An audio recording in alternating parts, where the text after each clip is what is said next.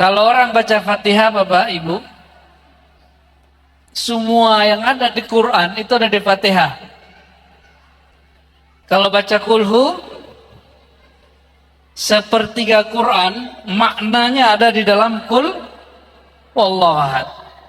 Apa kata Nabi Muhammad SAW kepada istrinya Ummul Mukminin Aisyah? Wahai Aisyah, sanggupkah kamu sebelum tidur khatam Quran? Kata Sayyidah Aisyah, mana mungkin wahai baginda.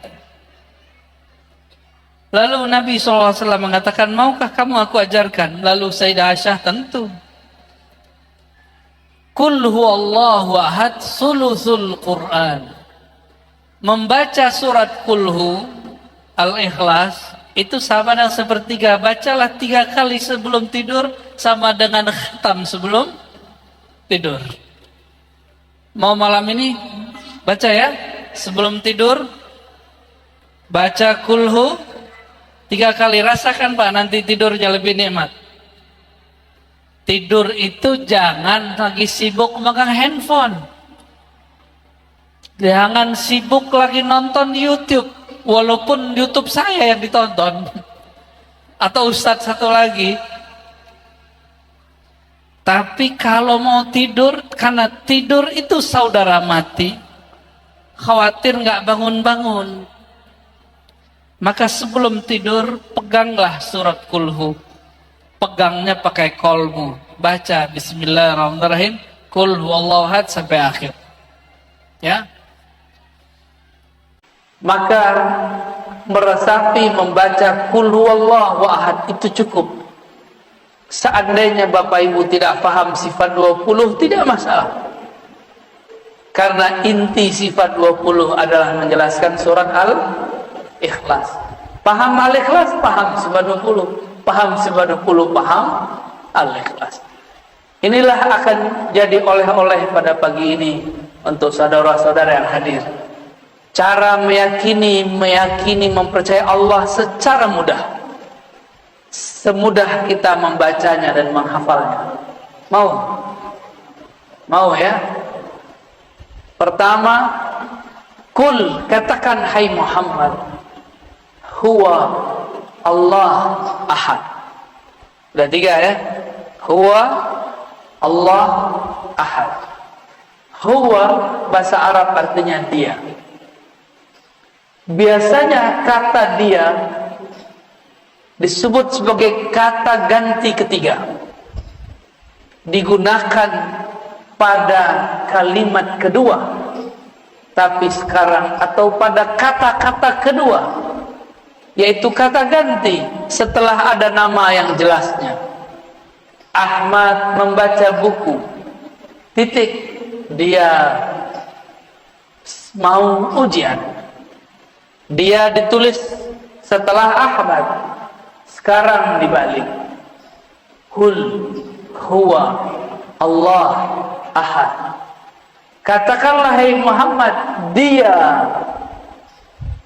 dulu. Allah ahad. Apakah Allah salah? Mungkinkah Allah salah? Siapa yang mengatakan Allah salah, dia kafir. Apakah Nabi Muhammad lupa?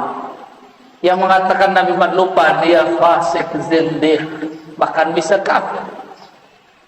Jangan-jangan kita yang tidak mengerti ilmunya.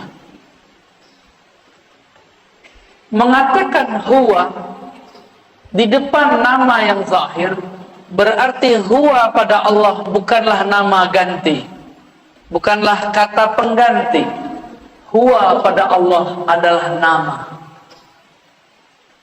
Huwa pada Allah adalah nama.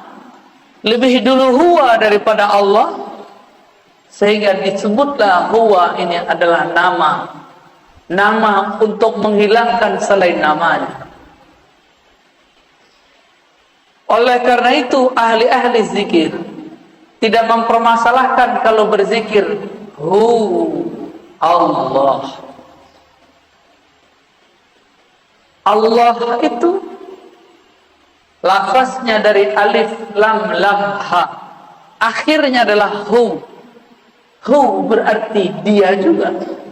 Lalu waw itu untuk apa? Waw ini disebut waw tambahan zaidah. Asalnya waw itu tidak ada, lalu diadakan dalam bahasa Arab. Maka menjadi huwa.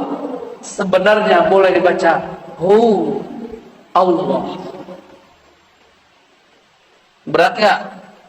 Bisa ngikuti? Ya. Hu. Apa yang terjadi di situ? Ada nafas yang dibuang, benar nggak? Hu Allah. Imam Abdul Qahir Al-Baghdadi dalam kitab Usuluddin, Imam Ghazali, Imam Al-Baihaqi, mereka sepakat bahwa huwa adalah ismun min asma'i, nama daripada nama-namanya. Namun orang-orang yang tidak mengerti mengatakan, apa itu zikir hu? Hu itu nama. Allah mengatakan, qul ud'ullah aw ud'ur rahman ayyaman tad'u falahul asmaul husna.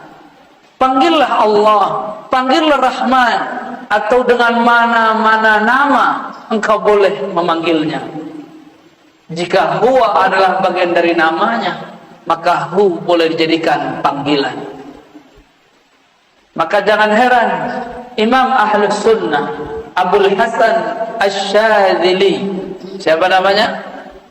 Abul Hasan Asy-Syadzili, salah satu wali kutub di zamannya. Dia berzikir dengan salah satu nama, Yahu, Yahu. Wahai yang menyebut dirinya dia, wahai yang menyebut dirinya dia. Ternyata di agama sebelumnya, agama Yahudi, mereka tidak boleh menyebut nama Allah, El. Mereka diperkenankan hanya menyebut nama Yahu, Yahweh. Sama. Yahweh bahasa Ibrani, Yahu bahasa Arab. Allah, Al itu bahasa Ibrani Suryani. El berarti Tuhan yang maha sempurna. Alif Lam berarti kesempurnaan.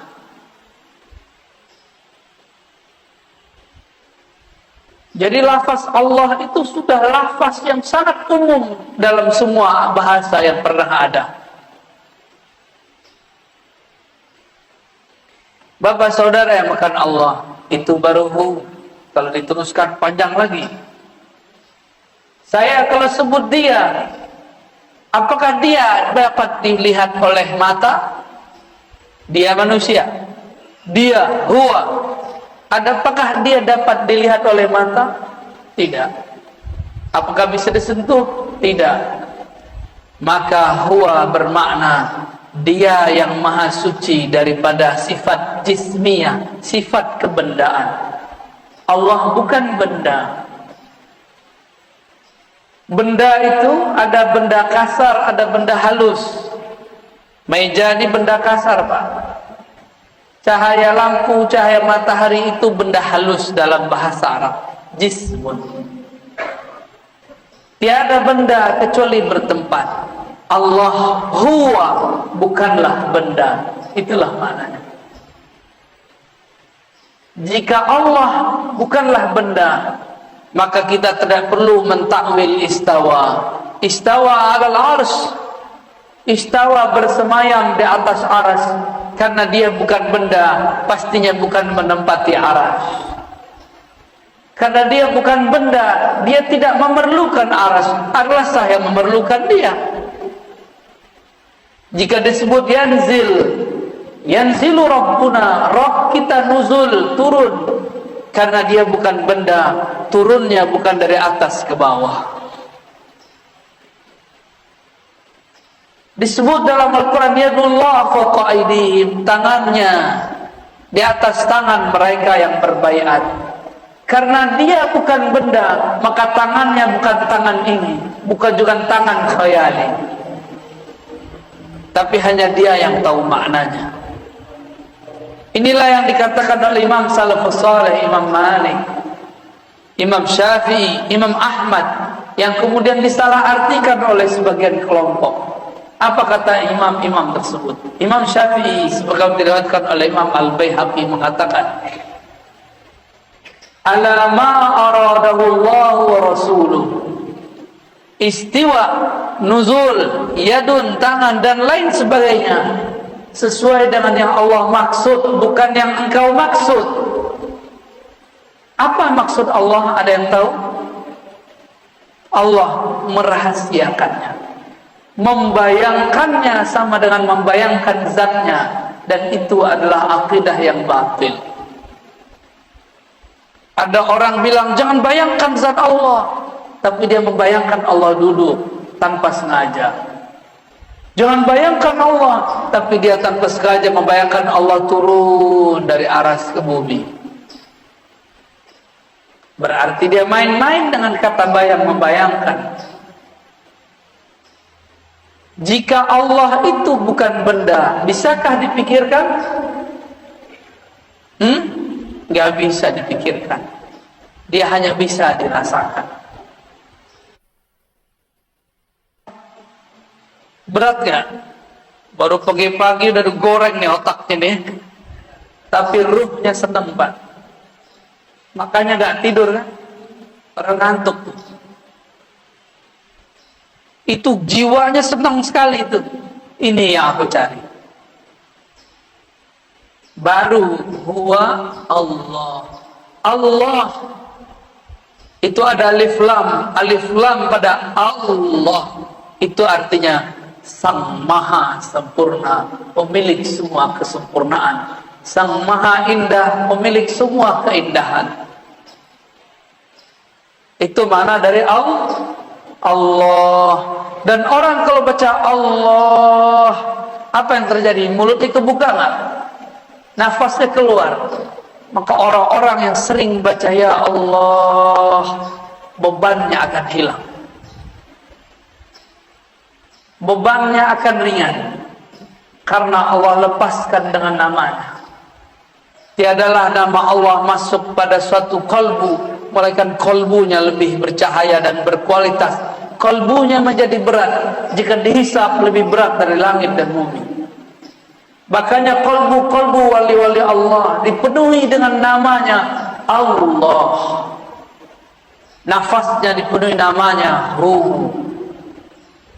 Maka tiada lagi diri orang ini, dari nafas sudah ada Hu, dalam darahnya sudah ada Allah, lafaz Allah. Kalau demikian, maka syaitan tidak dapat mengganggunya. Meskipun tubuhnya bisa dikuasai, tapi kolbunya menjadi singgasana Allah Subhanahu wa ta'ala.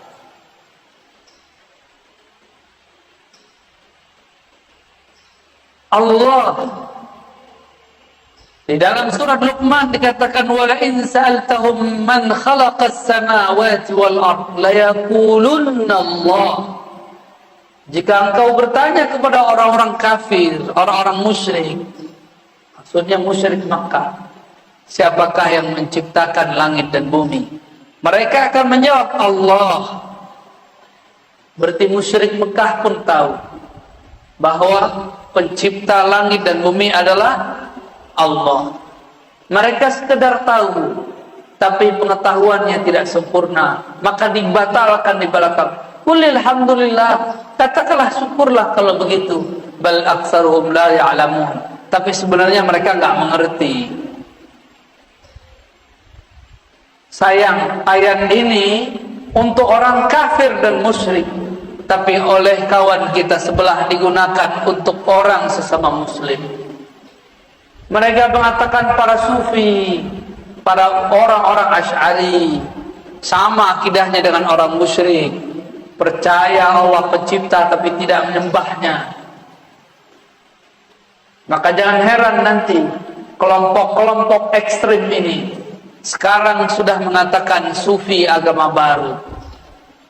Mereka menuduh Asy'ari sebagai kelompok-kelompok yang menyesat, sesat, menyesatkan.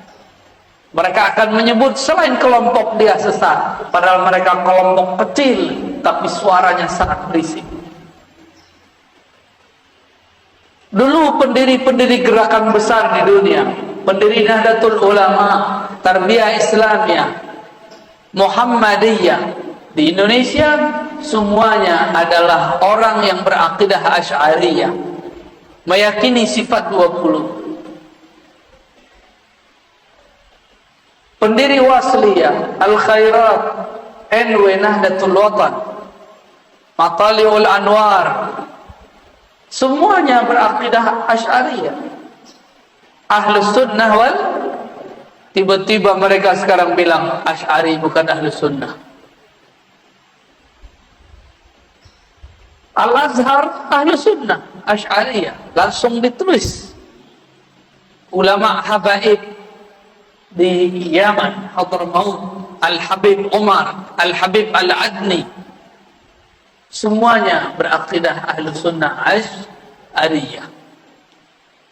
Guru saya Syekh Taufik Al-Buti, punya ayah Muhammad Taufik Muhammad Ramadan Al-Buti, Muhammad Sa'id Ramadan Al-Buti, akidahnya pun Ahlus Sunnah. Syekh Wahbah Zuhaili, ahli fikih abad ini yang baru saja wafat, beliau juga Ahlus Sunnah. Guru kami Syekh Badi Sayyid Al-Laham mengatakan, jika ada orang mau buat mazhab zaman ini, Wahbah Zuhailah imamnya, tapi dia tidak mau buat mazhab baru. Tapi tiba-tiba datang sekelompok mengatakan Asy'ari bukan Ahlus Sunnah, tapi suaranya berisik, ya, seakan-akan dia lebih mengerti akidah Asy'ariyah daripada kita. Bahkan beberapa ustadz mereka sudah mulai terang-terangan di YouTube, di Facebook mengatakan Asy'ariyah firqatun dhalah, Asy'ari kelompok yang sesat. Di Malaysia sama, mereka sudah mulai muncul. Di India ada satu madrasah Duaiban, itu madrasah untuk kajian-kajian Ahlus Sunnah, kajian hadis. Jemaah tabligh, orang-orang yang mendirikannya berasal dari kajian-kajian yang ada di Duaiban dan beberapa madrasah-madrasah sekitar India, Pakistan. Mereka berakidah Asy'ariyah Maturidiyah. Datang Albani mengatakan, tidak, kalian sufi baru, kelompok sesat. Di mana lagi? Di Turki ada Badi'uz Zaman Said Nursi. Beliau memegang 7 thariqah lebih kurang. Salah satu thariqah yang ia sebut dalam Masnawinya adalah thariqah An-Naqsyabandiyah. Zikirnya disebutkan zikir khafi. Said Nursi juga dianggap sesat oleh mereka karena Said Nursi berakidah Asy'ariyah Maturidiyah. Itu gerakan hampir satu zaman. Pendiri Jemaah Tabligh Maulana Ilyas Al-Kandahlawi, akidahnya Ahlus Sunnah. Di Mesir ada namanya Hasan Al-Banna, pendiri Ikhwanul Muslimin yang awal, bukan yang setelahnya. Dia Ahlus Sunnah, tapi yang setelahnya Syed Qutb sudah terpengaruh oleh kelompok takfiriyah. Maka saya selalu membedakan Ikhwan Muslimin Hasan Al-Banna dengan Ikhwan Muslimin Said Qutb. Jika ada di negeri ini orang mengikuti Ikhwan Muslimin, kita tanya, Anda mana? Anda ikut imam yang mana? Sebelum itu ada Syekh Muhammad Ali As-Sanusi di Afrika bagian utara. Dia seorang ahli hadis, mursyid tariqah Idrisiyah As-Sanusiyah, berakidah Asy'ariyah, bermazhab Maliki. Apalagi semuanya berakidah Asy'ari.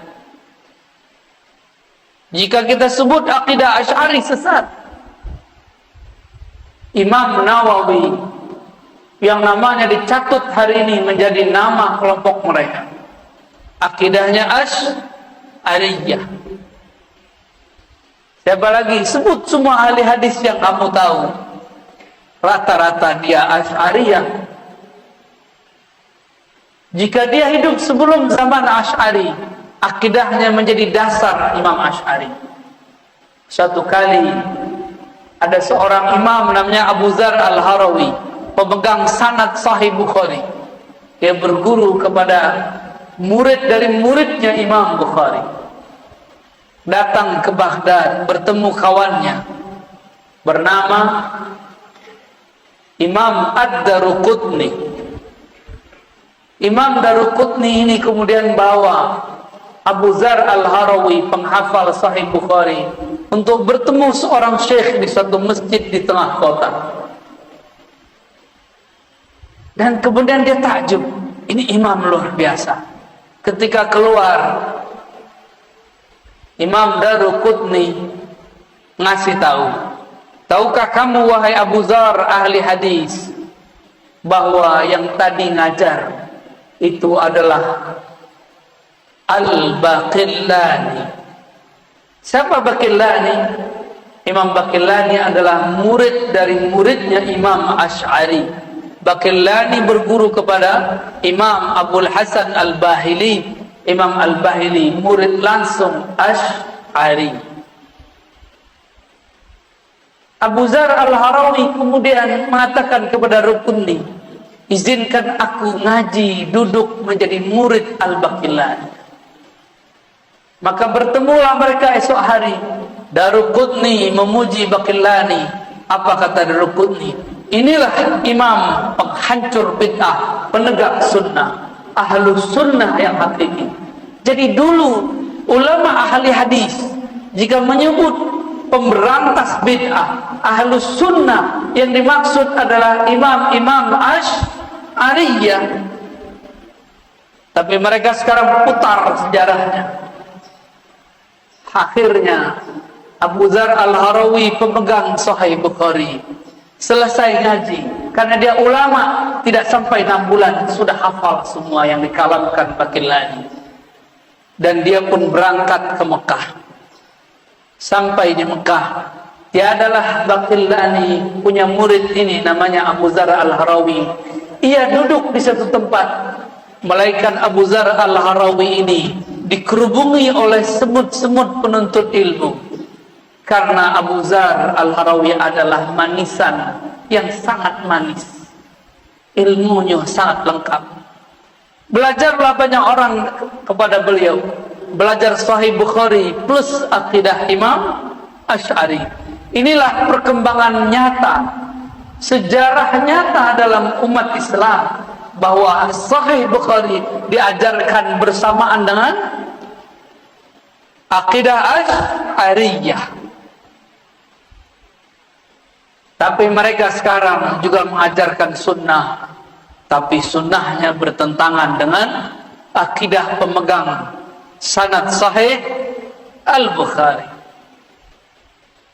Walhasil murid-murid Abu Dzar, karena dia tinggal beberapa waktu di Mekah, muridnya menyebar ke timur, ke barat, ke utara, ke selatan.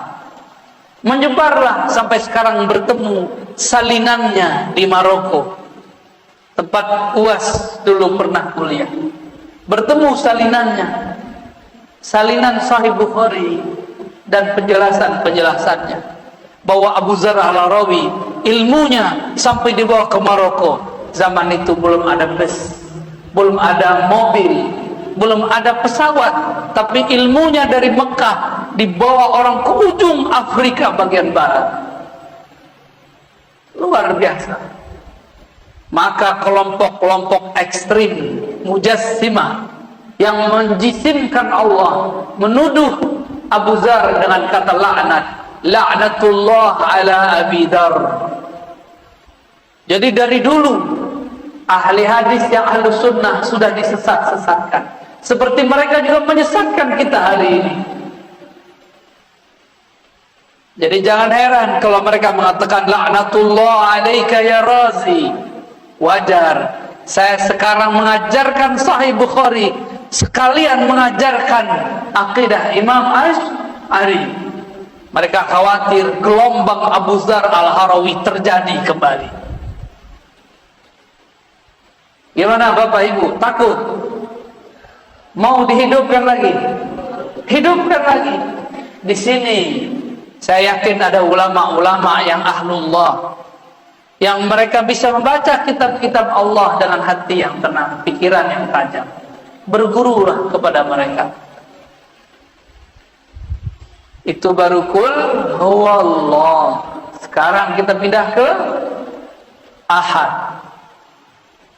Ahad. Apa makna ahad? Esa, tunggal.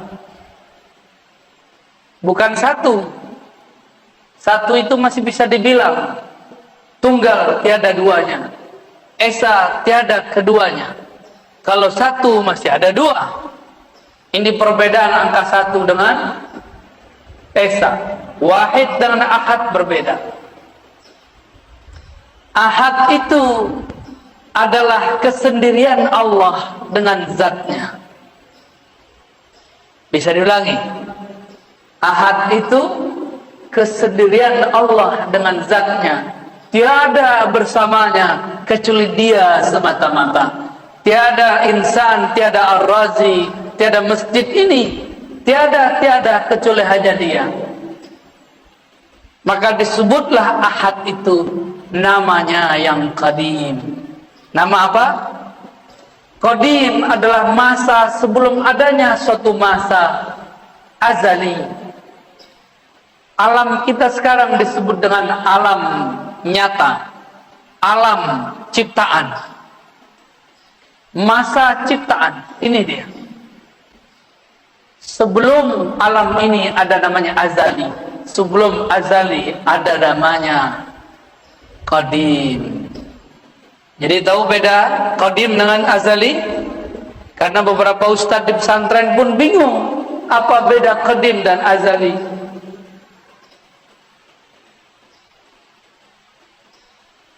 Allah itu qadim, sebutannya ahad, hanya Dia sendiri. Qadim berarti ma la yasbikuhu ahadun, ma la yasbikuhu adamun. Allah yang tidak pernah tidak ada. Tidak pernah tidak ada. Negatif kali negatif positif. Tidak berarti iya. Tidak pernah tidak ada berarti selalu ada. Negatif kali negatif positif. Itu makna dari qadim.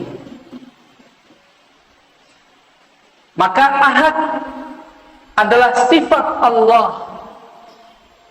sifat zatnya dan sifat salbiyahnya. Apa arti salbiyah? Sifat yang menafikan yang tidak pantas kepada Allah Subhanahu wa ta'ala. Tapi lebih tepat kita artikan yang pertama. Inilah sifat zatnya, Dia hanya sendiri. Inilah kalam dari Abu Dzar yang dia dapatkan dari riwayat Imam Bukhari. Imam Bukhari dapat dari Abu Musa Al-Asy'ari, kakek dari Imam Asy'ari. Abu Musa Al-Asy'ari radhiyallahu anhu bertanya, "Wahai Rasulullah, kaifa kana Rabbuna?" Bagaimanakah sebenarnya hakikat Tuhan kita? Jadi memang wajar Imam Asy'ari kemudian jadi imam ahli akidah karena kakeknya dulu bertanya akidah. Jadi genetik DNA itu memang suatu hal yang sangat normal. Jangan-jangan Bapak Ibu ini jadi orang soleh sekarang karena doa orang terdahulu. Jangan sok soleh dulu. Jangan-jangan ini berkah dari mereka. Alhamdulillah. Doakan mereka. Maka kita selalu mengatakan Allahumma ighfir lana wa li abaina wa ummahatina. Ya Allah, ampunkan kami dan kakek-kakek kami, orang tua kami, nenek-nenek kami, ibu-ibu kami. Siapa tahu berkah doa mereka kita bisa bangun subuh pagi ini. Alhamdulillahi Rabbil Alamin.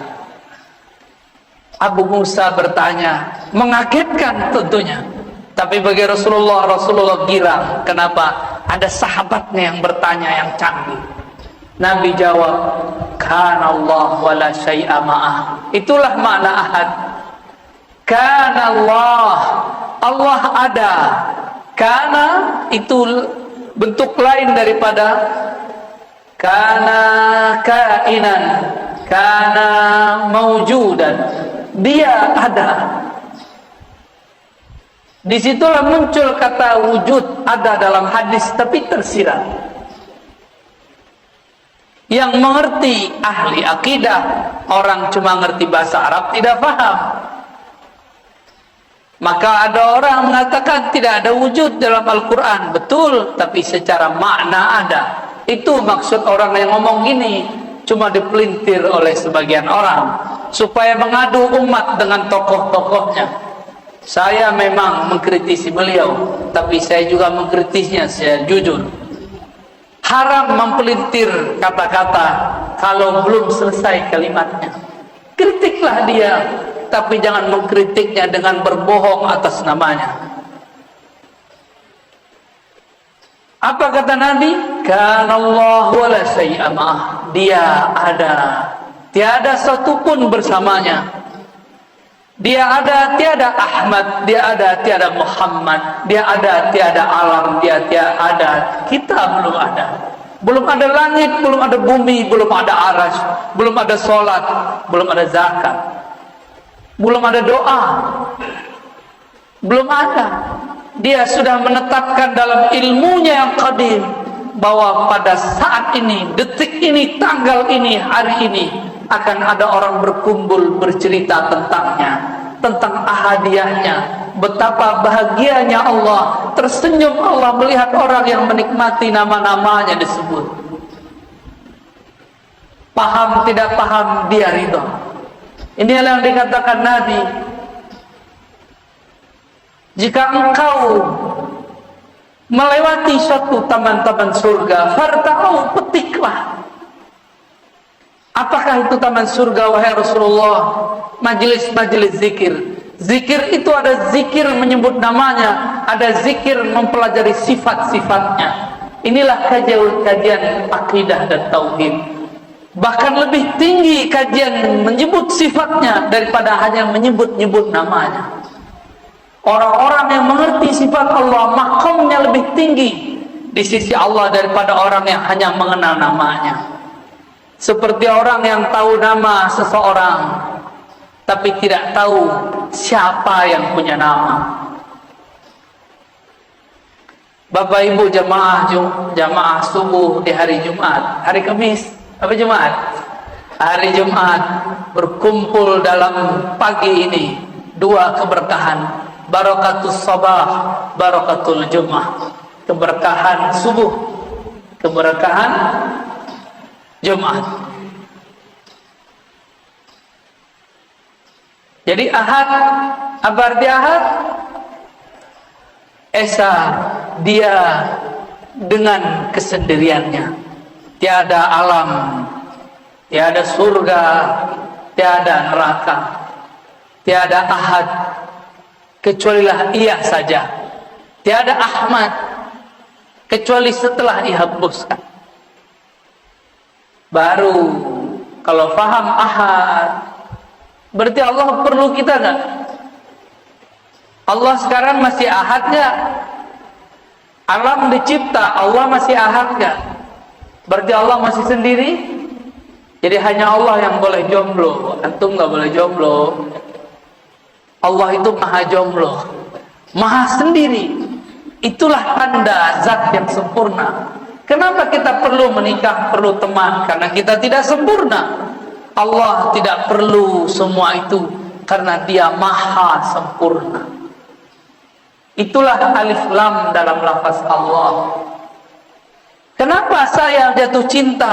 Karena saya tidak sempurna. Saya butuh objek yang dicintai dan butuh orang yang mencintai. Allah mencinta karena dia bukan benda, dia bukan hanya sifat, dia zat yang maha sempurna. Semua cinta darinya. Jika disebut dia mencintai seseorang, mencintai sekelompok, berarti Allah memberikan, memancarkan kesempurnaannya kepada orang itu. Bukan berarti Allah memerlukan orang itu. Itulah beda kata cinta pada Allah dengan cinta pada kita.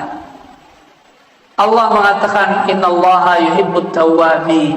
Allah mencintai orang-orang yang taubat berkali-kali. Artinya Allah akan memantulkan kesempurnaan ampunannya pada orang yang bertobat.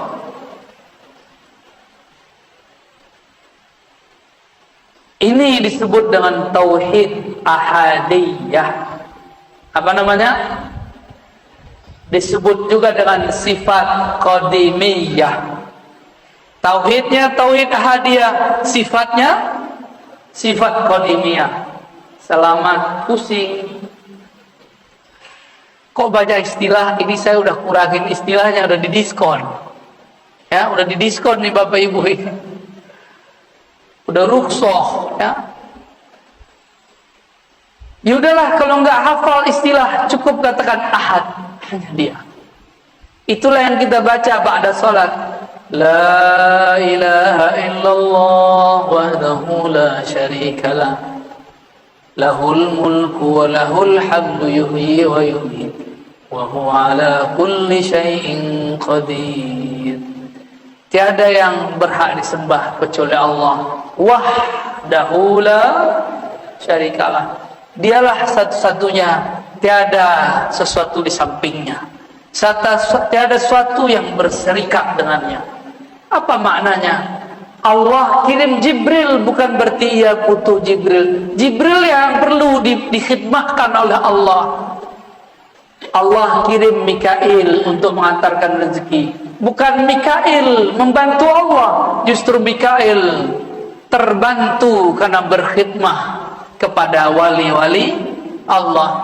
Mikail membantu Allah atau membantu kekasih Allah? Membantu hamba Allah. Ya. Mikail tugasnya menghantarkan rezeki. Benar? Untuk Allah atau untuk hamba Allah? Jadi Allah perlu Mikail atau Mikail perlu Allah? Mikail perlu Allah. Maka jika disebut istawa al-ars, dia bersemayam di atas aras, bukanlah ia memerlukan aras. Justru araslah yang memerlukannya. Kalau bahasa aras itu ilmunya ilmu mi'raj. Semoga nanti ada ustadz yang menjelaskan tentang hakikat mi'raj di sini. Maka akan faham apa makna aras. Aras bukan tempat tinggal, bukan tempat ia berada, karena dia sudah ada sebelum aras. Jika dia ada di atas aras, berarti sudah ada dualisme. Satu dia, satu aras. Berarti syirik, batal ahadiyahnya. Ahadiyah ini nama lainnya tauhid uluhiyah. Maka tauhid uluhiyahnya kita berbeda dengan uluhiyah yang sebelah. Paham? Mereka tauhid uluhiyahnya Allah bersama aras. Allah di atas aras, berada di atas. Kita tidak. Karena sesuai hadis Bukhari, Nabi lebih paham daripada ente. Nabi ngomong, "Kana Allah wala syai'a ma'ah." Allah ada, aras belum ada. Maka sekarang dia tetap sendiri karena dia sempurna, tidak berubah-ubah.